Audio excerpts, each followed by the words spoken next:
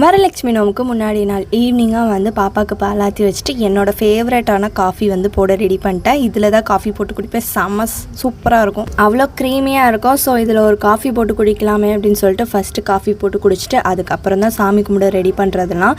இன்றைக்கி வந்து அந்த நிலாவை பார்க்கும்போது அவ்வளோ அழகாக இருந்துச்சு என் வீடு ஜன்னல்லேருந்து. இதை பார்த்துட்டு ஒரு காஃபி குடிச்சிட்டு இருந்தேன். பாப்பா எழுந்திரிச்சிட்டு அவளை ரெடி பண்ணி கீழே கூட்டிகிட்டு போய் என் சித்தி வீட்டுக்கு தான் அனுப்ப போகிறேன். நானும் அவள் வந்து சாமி கும்பிட போகிறோம். ஸோ அதுக்கு நிறையா வேலைகள் இருக்குது.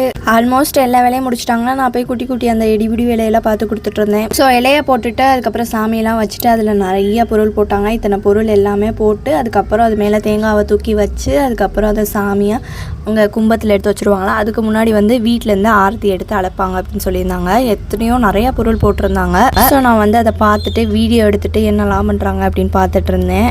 ஸோ இந்த மாதிரி 3 days வந்து இது அப்படியே இருக்கணும். கையில் வந்து கயிறு கட்டி விட்டுட்டாங்க. ஸோ நான் தான் வெளியில் போயிட்டு அதை தூக்கிட்டு வந்தேன். அவள் தான் ஆரத்தி எடுத்து அதை உள்ளே அழைச்சி கூட்டிகிட்டு வந்தாங்க. அந்த சாமி அப்படியே உள்ளே வச்சுட்டு வந்துட்டு என்னென்னமோ பூஜையெல்லாம் பண்ணாங்க. நான் எல்லாத்தையும் பார்த்துட்டு இருந்தேன். இடையில வந்து எங்கள் தாத்தா வந்துட்டாங்க. தாத்தா வந்துட்டு என்ன இது நம்ம வீடு இன்னைக்கு இப்படி இருக்குது அப்படின்னு சொல்லிட்டு அவங்க கொஞ்சம் நேரம் ஃபன் பண்ணிகிட்டு இருந்தாங்க. ஸோ அவங்க என்னை விட ஆர்வமாக வீடியோ எடுத்துகிட்டு இருந்தாங்க. ஸோ இந்த மாதிரி சாமியெல்லாம் கும்பிட்டுட்டு நாங்கள் கயிறு மாற்றி கட்டியாச்சு. என் ஹஸ்பண்ட் வந்ததுக்கப்புறம் நைட்டு கட்டணும். ஓகே, இதே மாதிரி நெக்ஸ்ட் வீடியோவில் பார்க்கலாம். பாய்.